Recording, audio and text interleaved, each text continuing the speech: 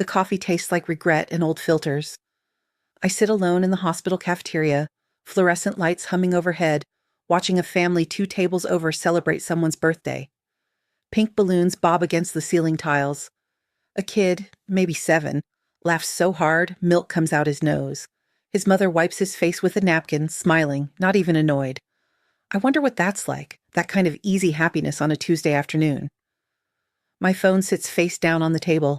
Dr. Ellis called 3 hours ago with the preliminary results. Her voice had that careful softness people use when they're about to wreck your week. We should discuss the genetic markers, she'd said. Can you bring family? I'd said, sure. I came alone. The coffee's gone cold. I drink it anyway. Across the cafeteria, the birthday kid opens a present, some kind of robot thing, and the whole family leans in to see. I check my watch. Appointment's in 20 minutes. I should go up. The elevator's steel doors show me a warped reflection. I look tired. Not sick tired, just the regular kind that comes from 3 weeks of waiting for test results and Googling symptoms at 2 in the morning. A woman gets on at the second floor, clutching a teddy bear and a Mylar balloon. She smiles at me, one of those sad hospital smiles that says we're all in this together. I smile back. The elevator's Muzak version of some 80s song fills the space between us. The doors slide open on the 4th floor. Genetics and counseling. The carpet's that industrial blue that's supposed to be calming. It isn't. I've been here twice before, once for the initial consultation, once for the blood draw. Both times I told myself it would be fine. Both times I sat in that waiting room flipping through magazines from 2019, not reading a single word. The receptionist recognizes me. Sam, right? Dr. Ellis is ready for you. Room 3. Room 3 has a window. Small mercies. I can see the parking lot from here, rows of cars glinting in the afternoon sun.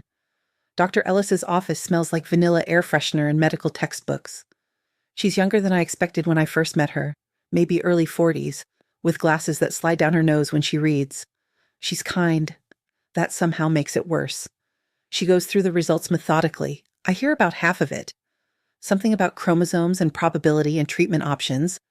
There's a genetic mutation, she says the name twice, but it doesn't stick, that affects cellular regeneration. Manageable, she keeps saying. Treatable, but chronic. This is not a death sentence, she says, looking at me directly. I want to be very clear about that. With proper treatment, your life expectancy is normal. I nod. I'm nodding a lot. My hands are in my lap, fingers twisted together. However, she continues, and that word lands heavy, you'll need regular monitoring. Infusions every 3 weeks initially, then we'll reassess. Some lifestyle modifications, and you'll want to update your affairs. She slides a pamphlet across the desk. Just as a precaution, have conversations with loved ones about care preferences, medical power of attorney, that sort of thing. I take the pamphlet. The cover shows a diverse group of people holding hands in a circle, all of them smiling like they've made peace with mortality. There's a section called Talking to Your Family, opening the dialogue. Sure, what could go wrong? Dr. Ellis walks me through treatment options, side effects, success rates. She's thorough, professional. When she's done, she folds her hands on the desk. Do you have questions? I have 1,000 questions. I ask none of them. I'm good. Sam? She waits until I look at her. This is a lot to process. It's okay to not be okay. I thank her. I take the folder of information she's prepared. I schedule the first treatment appointment with the nurse at the front desk. 3 weeks from now, a Thursday morning. Then I'm back in the elevator, back in the parking lot, sitting in my car with the engine running and know where I need to be. I don't cry. I think I should. Maybe. That's what people do, right? Get devastating medical news and have a breakdown in their car. Instead, I just sit there, watching other people walk to and from the hospital entrance. A man in scrubs, an elderly couple, him pushing her in a wheelchair, 2 women around my age, one of them pregnant, laughing about something. The drive home takes 40 minutes. I live in one of those suburban developments where all the houses look vaguely the same. Different shutters, same bones. It's quiet here, safe. I bought it 3 years ago when I thought I had everything figured out. The mortgage felt like an accomplishment, like I was doing life right. The driveway's usually empty this time of day. It isn't. Margaret's sedan is parked at an angle, like she was in a hurry. Claire's SUV sits behind it, pristine and silver with one of those stick figure family decals on the back window. Ron's truck takes up half the curb, the bed filled with landscaping equipment he probably forgot to unload. I sit in my car for a moment, confused. Nobody told me they were coming. I didn't tell anyone the appointment was today. I'd specifically not told anyone. The front door's unlocked. I hear voices before I'm even inside, low, serious tones coming from the dining room. I set my keys in the bowl by the door, the small ceramic one Margaret gave me for Christmas 2 years ago. Hand-painted birds. She said it would keep me organized. "You're always losing your keys, honey," she'd said, wrapping it in tissue paper covered in snowflakes. I hang my jacket on the hook. The voices get clearer as I move down the hallway. Sam doesn't need to know yet. Margaret's voice carries through the half-open dining room door. I freeze, one hand still on my jacket zipper. The life insurance payout would cover. That's Claire, always practical, always 3 steps ahead. Always the responsible. One. Ron cuts her off. "If we're smart about this, the timeline works. I made a spreadsheet. We need to account for medical expenses, but even with that, the policy should..." I stand there. The hallway suddenly feels very long. There's a photograph on the wall to my left. Family beach trip, maybe 6 years ago. We're all squinting into the sun, arms around each other. Margaret's laughing at something Dad said just before the shutter clicked. He died 8 months after that photo was taken. Heart attack in the grocery store parking lot. Collapsed right by the shopping carts, no warning. Margaret found him.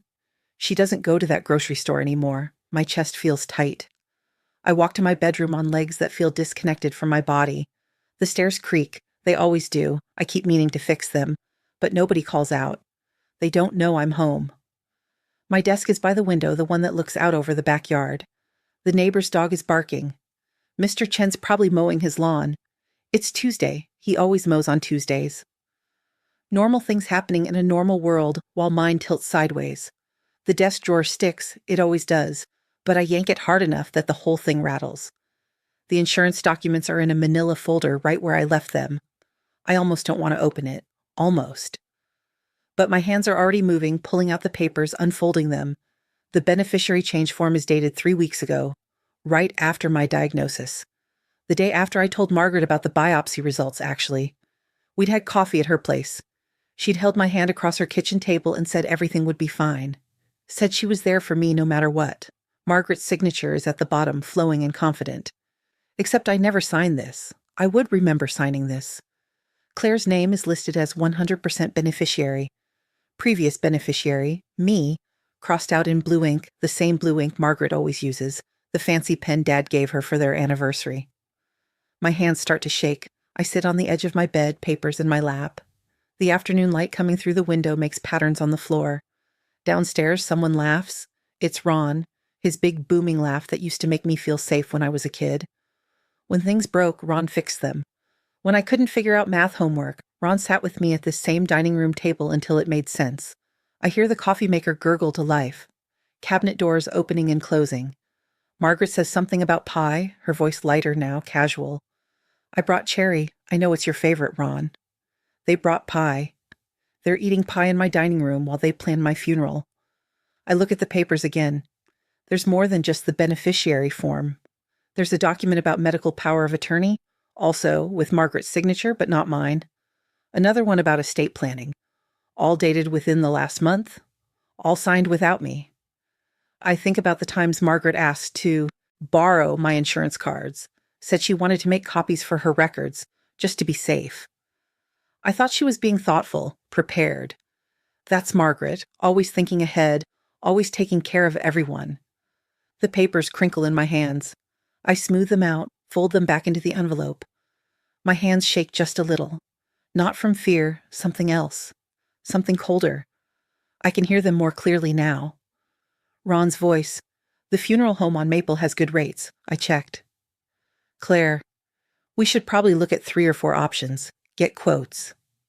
Margaret. "Sam always liked simple things. Nothing too elaborate." They're talking about me in past tense. I'm upstairs, very much alive, very much present tense, and they're talking about me like I'm already gone. I stand up, walk to the mirror over my dresser. I look the same. Same face I've had for 34 years. Same eyes. There's no visible mark of what's happening inside me, this cellular thing Dr. Ellis described with such clinical precision. I don't look like someone who needs their funeral planned. I walk downstairs. Each step feels deliberate.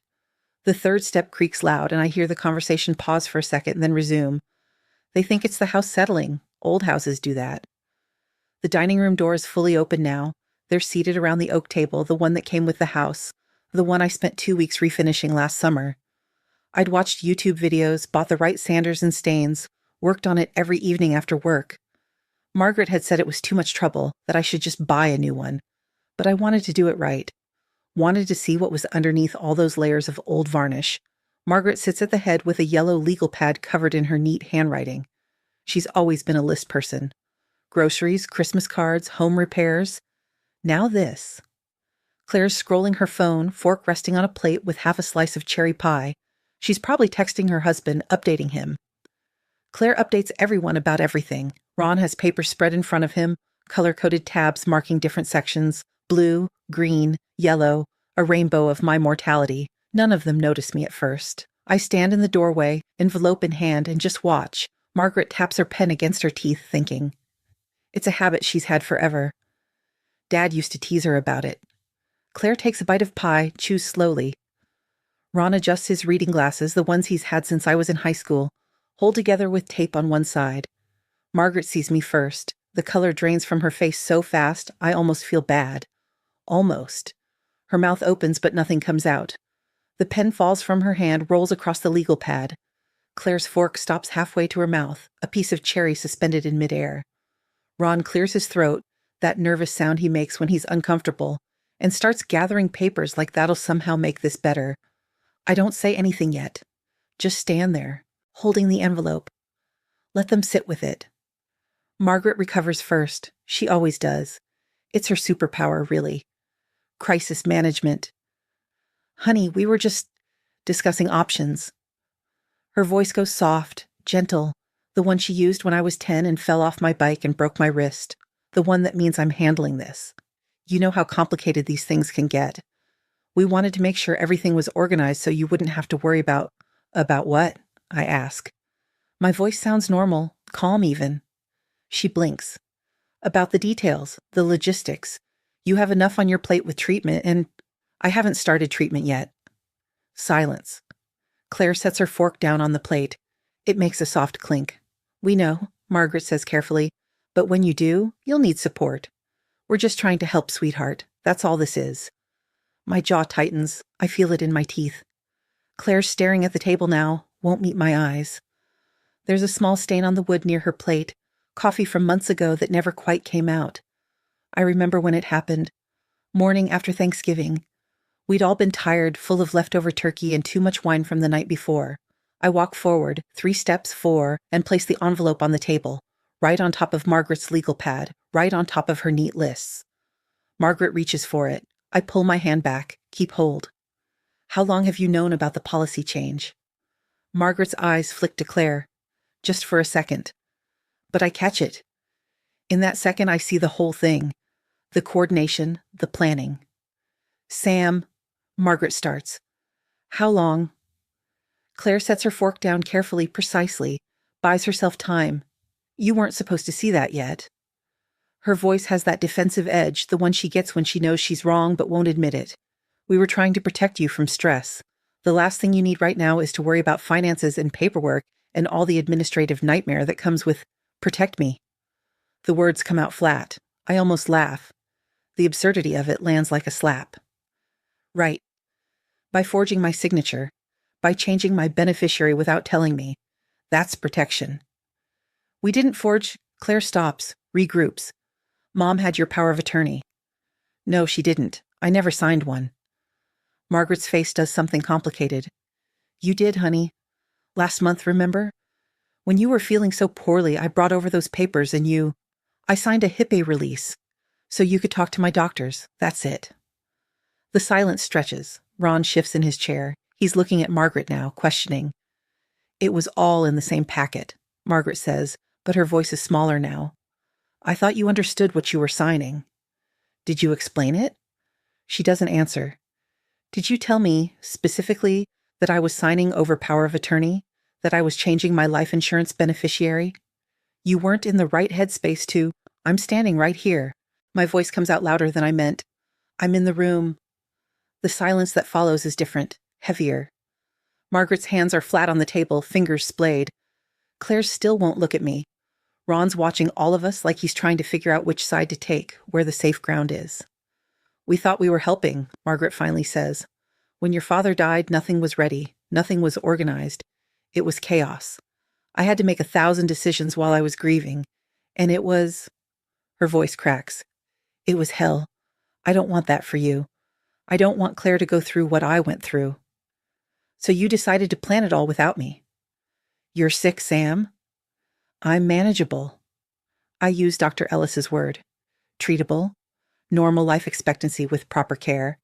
That's what she said today. That's the prognosis you didn't bother to wait for before you started dividing up my assets. Margaret's face crumples. We didn't know. The first doctor said we needed more tests. That's all. You filled in the rest yourselves. Claire finally looks up. Her eyes are red-rimmed. We were scared. So was I. My voice breaks a little. I hate that it breaks. So am I, but I'm still here. I'm still the person this is happening to, and you cut me out of my own life. Ron clears his throat. Maybe we should all take a breath. Step back. This is clearly, don't. I cut him off. Don't do the mediator thing right now. He closes his mouth, nods once. I turn back to Margaret. When were you going to tell me? We were going to, she starts. When? After treatment started. Once things settled down and you had a better sense of, after you'd already reorganized my entire life around your plan, after there was nothing left for me to do but agree. She doesn't deny it. I pick up the legal pad, read it out loud. Funeral preferences, cremation versus burial, asset liquidation timeline. Claire is executor. I look up. The date here is from 2 weeks ago, before I even got the biopsy results back. Margaret reaches across the table. Her hand hovers near mine, not quite touching. Sweetheart, you're not well. Let us handle the complicated things. You need to focus on treatment, on getting better, on taking care of yourself. I'm standing right here. I say it again, quieter this time. I'm in the room. The silence stretches. Margaret's hand retreats. She picks up her pen, sets it down again. Claire shifts in her chair, uncomfortable. The air feels thick. I turn and walk to the kitchen. I need air. I need space.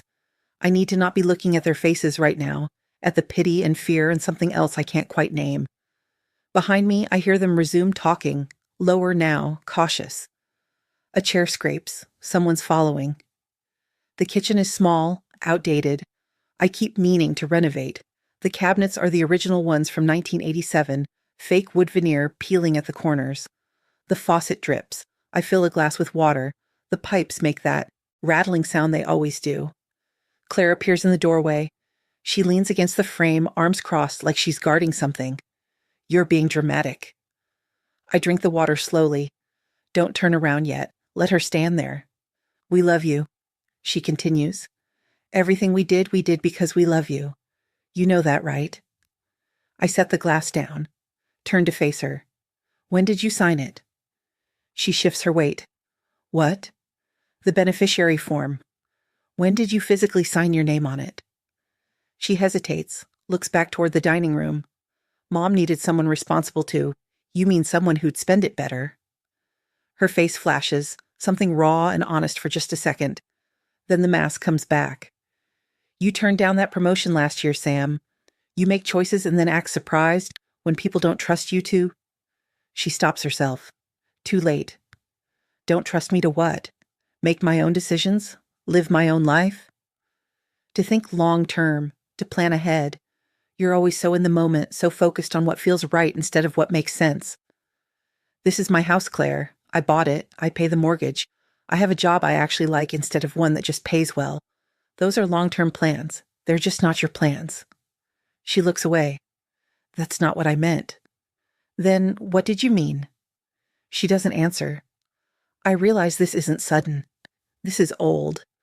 This is years of Claire thinking she knows better, thinking she's the responsible one, the one who makes smart choices while I just float through life making art and drinking bad coffee and working at a nonprofit that will never make me rich.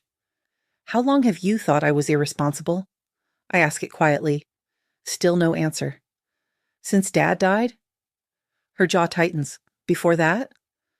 You're being unfair, she says. I'm asking a question.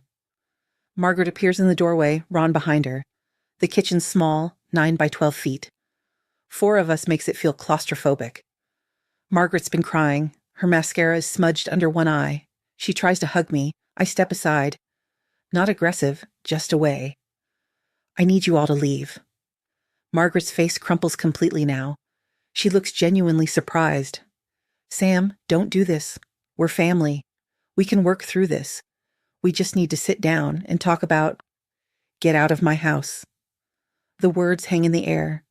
Ron touches Margaret's shoulder, gentle. She shakes him off. I'm your mother. And this is my house, my life, my illness, mine, and you stole it. We didn't steal. You forged legal documents.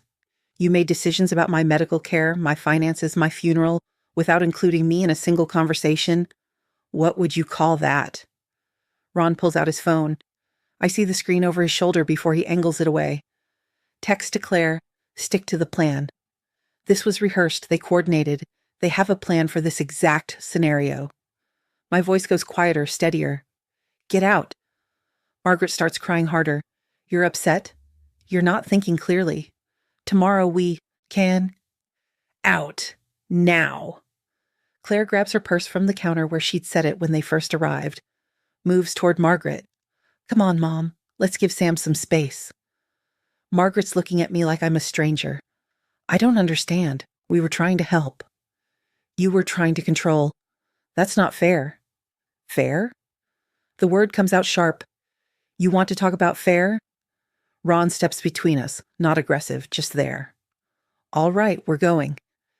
Sam, when you've had time to calm down, we can... Don't. I cut him off. Don't call me. Don't text. Don't show up. When I'm ready to talk, if I'm ever ready, I'll let you know. He nods slowly.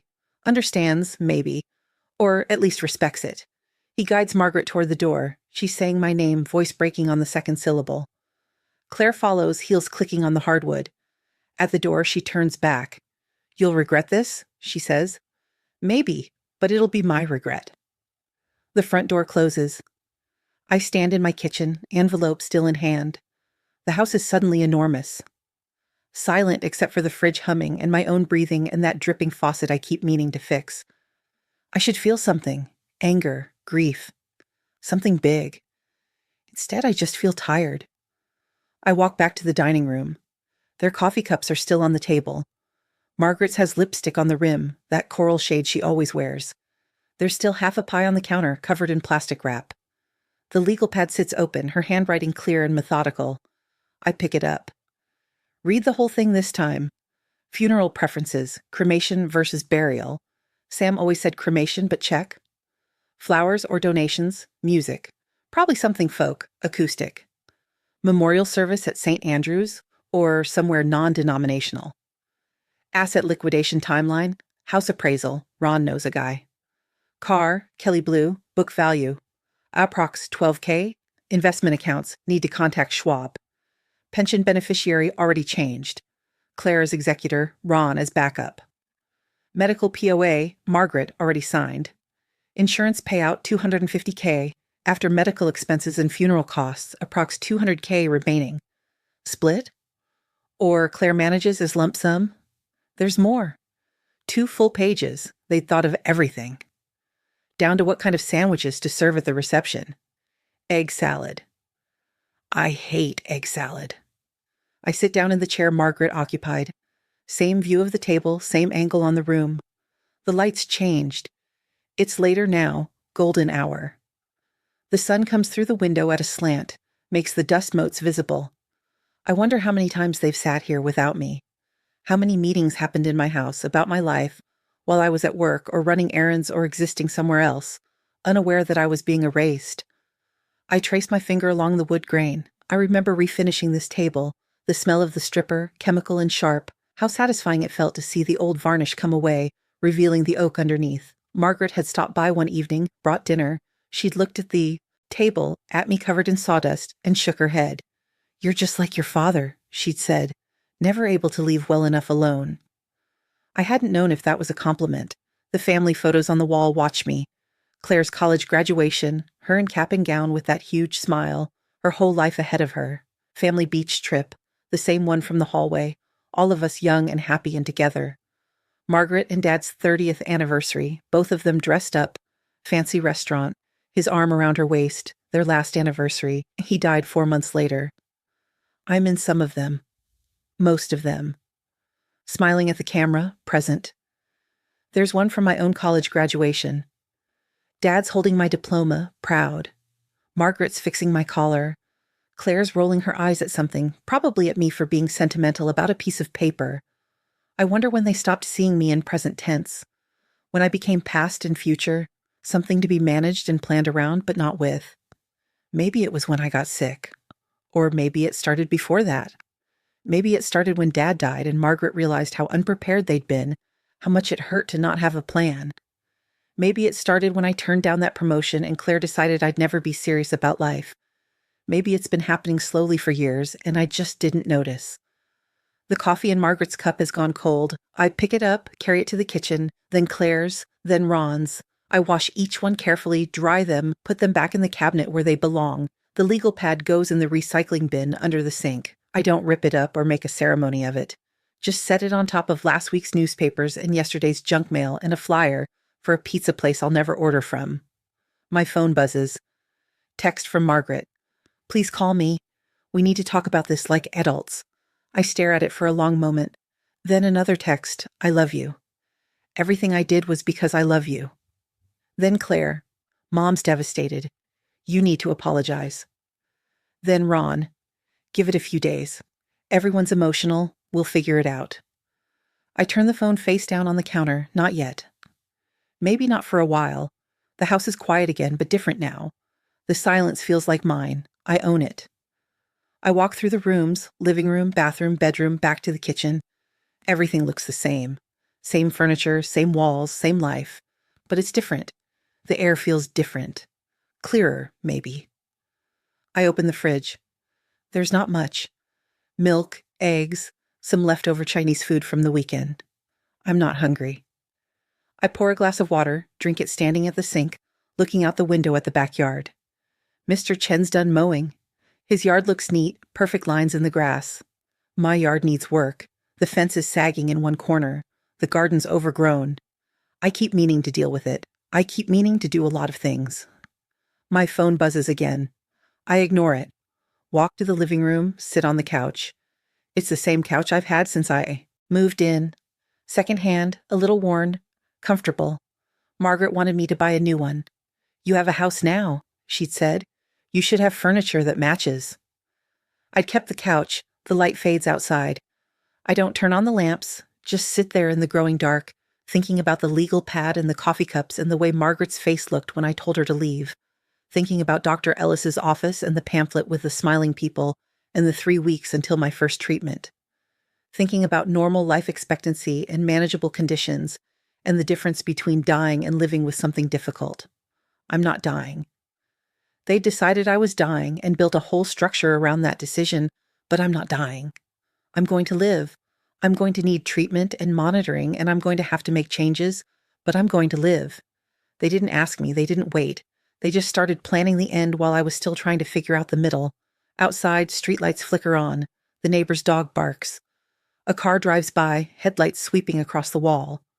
Normal things. The world doesn't stop because your family betrayed you. It just keeps going, indifferent and steady. I finally turn on a lamp. Soft light fills the room. I pick up my phone. 7 texts now. I don't read them. Instead, I open my contacts, scroll to Dr. Ellis's office number. I'll call tomorrow, ask questions I should have asked today.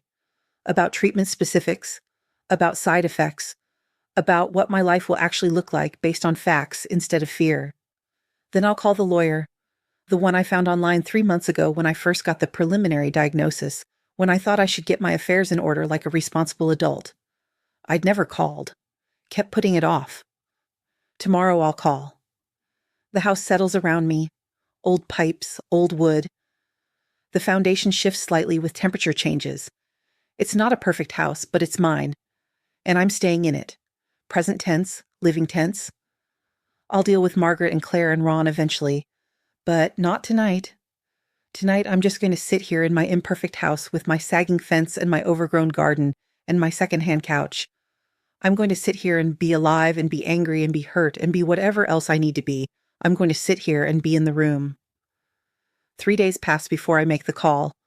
3 days of silence in the house, of ignoring texts that pile up like snow, of eating cereal for dinner and staring at the ceiling at 2 a.m. On the 4th day, I drive back to Dr. Ellis's office. The receptionist looks surprised to see me. Sam, your next appointment isn't until... I know, I had some questions. Is Dr. Ellis available? She checks the computer, makes a call. 10 minutes later, I'm back in room 3 with the window overlooking the parking lot. Dr. Ellis comes in holding a file. My file. Sam, is everything all right? I need you to explain it again. All of it.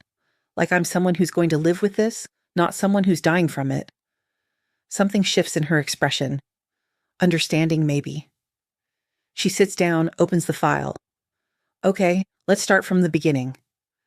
We talk for 40 minutes. She draws diagrams, explains cellular processes, walks me through treatment protocols, success rates, long-term outcomes.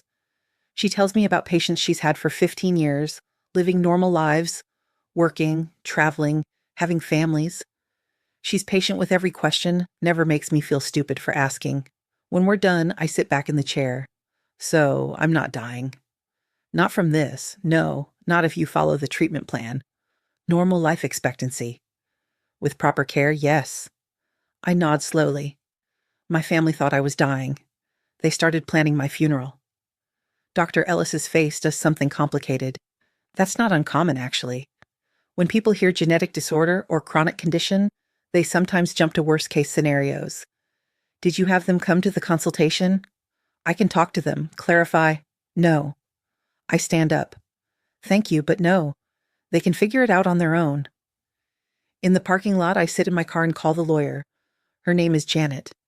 She has an office downtown, glass building, uncomfortable modern chairs in the waiting room. She can see me this afternoon. The drive takes 25 minutes. I park in the garage, take the elevator to the 7th floor. Janet's probably mid-50s, gray hair cut short, kind eyes behind frameless glasses. Her office smells like coffee and paper. I show her everything. The forged beneficiary forms, the power of attorney I never signed, the legal pad with its neat lists. She reads through it all methodically, making notes. This is forgery, she says finally, clear cut. You could press charges if you wanted to. Do I want to? She leans back in her chair. That's not a legal question, that's a personal one. What do you want to happen here? I think about Margaret's face when I told her to leave. Claire's defensive anger, Ron's uncomfortable mediating. I want my life back. I want to make sure they can't do this again. Okay, we can do that. She pulls out fresh forms. First, we restore you as beneficiary on all policies. Then we file a medical power of attorney naming someone you trust. Or no one, if you prefer. We can also file a financial power of attorney that explicitly prevents anyone else from making changes without your direct witness consent. What about the forgery? We document it. Keep records.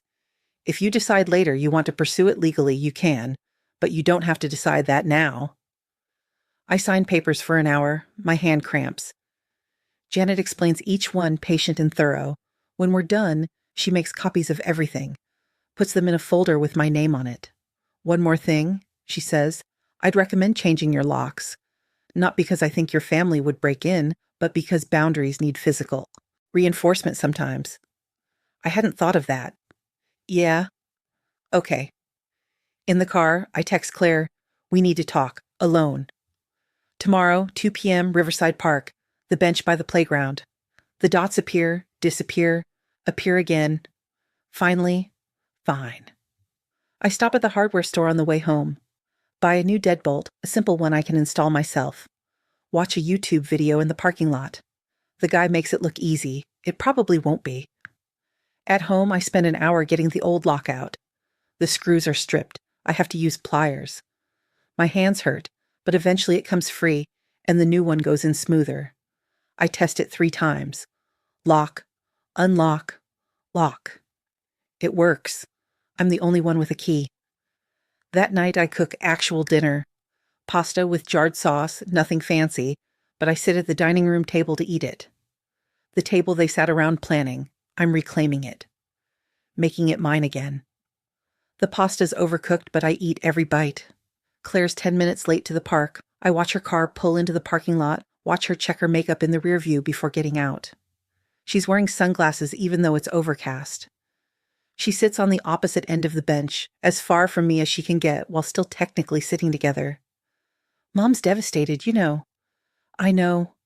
She crosses her arms. She hasn't stopped crying. Ron had to take her to urgent care yesterday. They gave her something for anxiety. I don't respond. A kid on the playground shrieks with laughter going down the slide. You could at least call her, Claire continues. Tell her you're okay. I'm not okay. You know what I mean. I pull a folded paper from my pocket. The medical summary Dr. Ellis printed for me.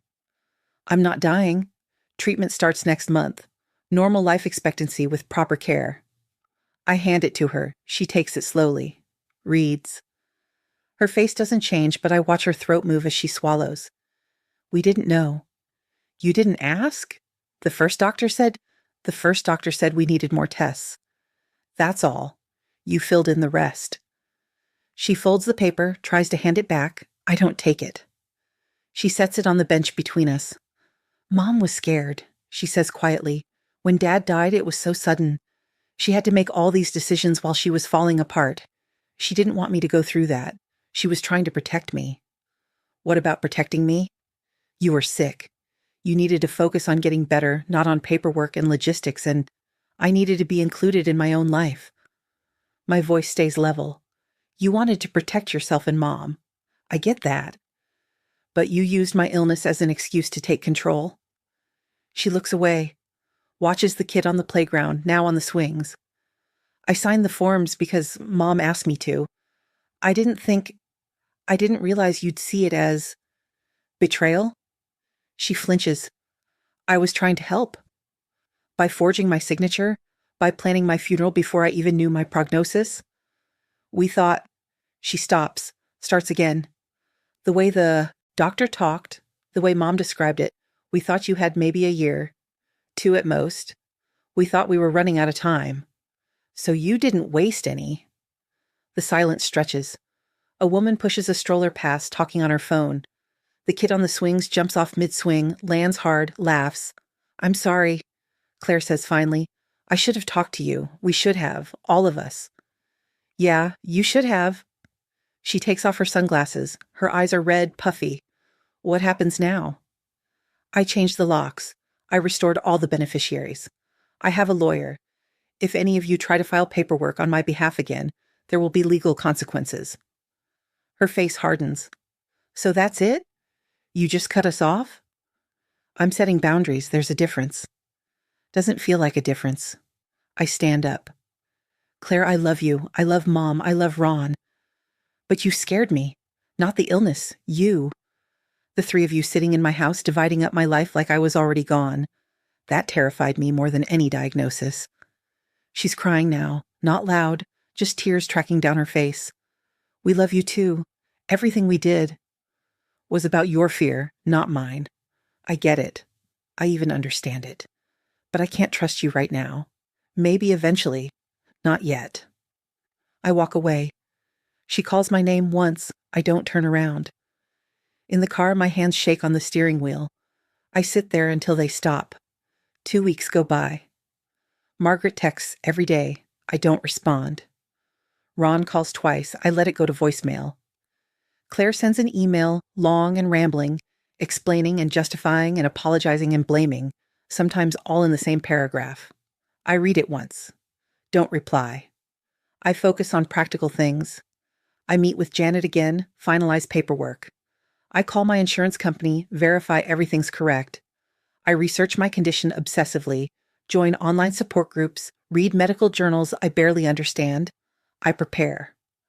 The first treatment appointment is on a Thursday morning. I drive myself to the hospital, check in at oncology. The waiting room's full. I'm the youngest person here by at least 20 years. A nurse calls my name. Rosa, her badge says. She's maybe 30 with kind eyes and efficient hands. She walks me to a room with a recliner, an IV pole, a window. First time? Yeah. You'll do fine. It takes about 2 hours. Bring a book next time or headphones. Most people sleep. She's prepping my arm, finding a vein. You here alone? Yeah. You have someone to call if you need anything? I think about Margaret, Claire, Ron. I'm good. The IV goes in smooth. Cold sting, then nothing. Rosa hangs the bag, checks the drip rate. I'll be back in 20 minutes. Press the button if you need anything. She leaves. I sit in the recliner, watching the liquid drip down the tube and into my arm. This is it. The first step in living with this thing instead of dying from it. I take out my phone. Almost text Margaret. Almost. Instead, I just sit there. Breathe. Watch the drip. 40 minutes in, there's a knock. The door opens. Margaret. She stands in the doorway like she's not sure she's allowed in, holding 2 cups of coffee from the good place near her house. The smell hits me first, rich and dark. She looks smaller than I remember, older. The receptionist said you were here, she says quietly. I've had the treatment schedule from when we... She trails off. Can I come in? I should say no, should hold the boundary. But she looks so lost standing there, and I'm tired of being angry. Yeah, okay.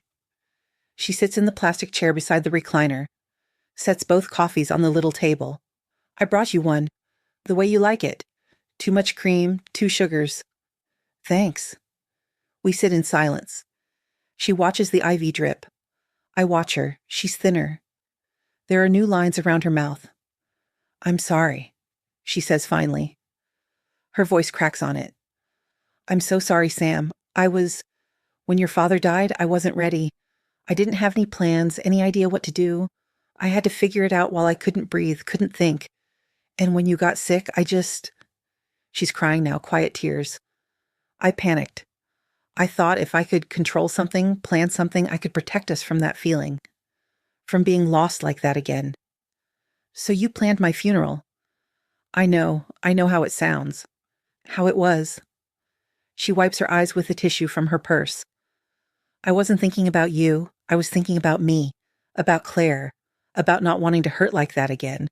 And I hurt you instead. I take a sip of coffee. It's perfect. She remembered. Yeah, you did. I changed everything back. The insurance, the power of attorney, all of it. You should have the papers by now. I know. My lawyer told me. She nods. Doesn't look surprised that I have a lawyer. Is it okay if I stay while you finish treatment? I want to say no, want to protect myself. But she's my mother, and she's here, and the coffee's good. Yeah, you can stay. She settles back in the chair. We don't talk much. She asks about side effects. I tell her what Rosa said. She mentions a book she's reading, some mystery novel. I half listen. It's not comfortable exactly, but it's not terrible either. When the IV's done, Rosa comes back, removes it, puts a bandage on my arm. You did great. How do you feel? Okay, tired. That's normal. Drink lots of water. Rest. She looks at Margaret. You're the mom? Yes. Make sure they rest and stay hydrated. Margaret nods seriously like Rosa just gave her a sacred mission. In the parking lot, Margaret walks me to my car. Same time next week? I unlock the door. Yeah, 3 weeks from now, actually. Then every 3 weeks after that. Would it be okay if I came? I won't stay if you don't want me to, but I'd like to be here. I look at her. Really look. She's trying. It doesn't fix everything, but it's something. Text me first, the day before. Don't just show up. Relief floods her face. Okay, yes, I will. Thank you. I drive. Home, exhausted. Sleep for 3 hours on the couch, wake up to texts from Claire. Mom said you let her visit. Can we talk? I want to fix this.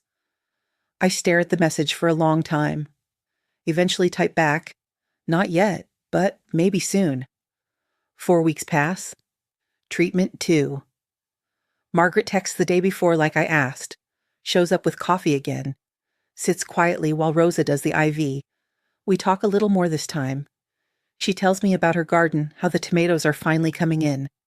I tell her about work, a project I'm leading. Normal things, careful things. Treatment 3. Margaret brings crossword puzzles. We work on them together, her reading clues, me too tired to hold the pen. It's easier now, still fragile, but easier. After treatment 4, I text Claire. Coffee? Saturday morning? She responds in 30 seconds, yes. Where? We meet at the place downtown, the one with the good pastries. She's already there when I arrive, sitting at a corner table. She stands when she sees me, sits back down, doesn't know what to do with her hands. Thanks for meeting me, she says. I order coffee, sit across from her. How are you? I'm okay, worried about you. Mom says treatment's going well? Yeah, it's manageable. Tired after, but nothing terrible. She nods, plays with her napkin.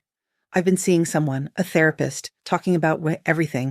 About Dad, about control, about why She stops. I'm trying to understand why I thought it was okay to do what I did. And I think I've spent 5 years being terrified of losing anyone else. And when you got sick, I just went into fix-it mode. Like if I could organize it, control it, make it neat and manageable, then it wouldn't hurt as much when her voice breaks. I'm sorry. I'm so sorry, Sam. I know. Is there a way to fix this? Us? I sip my coffee.